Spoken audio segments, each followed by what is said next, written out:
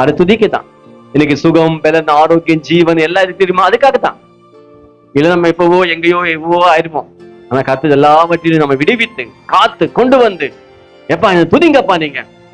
ஆண்டவர் அவரை துதிக்கும்படியாய் கர்த்தர் நமக்கு இந்த வாழ்வை கொடுத்தாரா. அப்போ இஸ்ரவேல் ஜனங்களை கொண்டு வந்து பாலு தேனு ஒரு தேசத்துல கொண்டு வந்து வச்சு, கட்டாத வீடு நட்டாத மரத்துல கொண்டு போய், வா நல்லா சாப்பிடுங்க, நல்லா கூலா இருங்க, ஆண்டு வச்சாரா அவங்கள.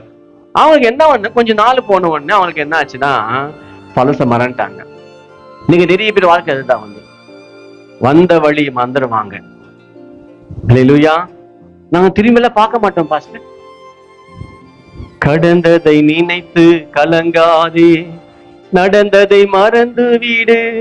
ஆண்டவர் செய்த நன்மைகளை மறக்க கூடாதா? தாவீது சொல்றாரு, என் ஆத்துமாவே கர்த்தர் செய்த உபகாரங்களை நீ ஒரு நாளும் மறவாதே.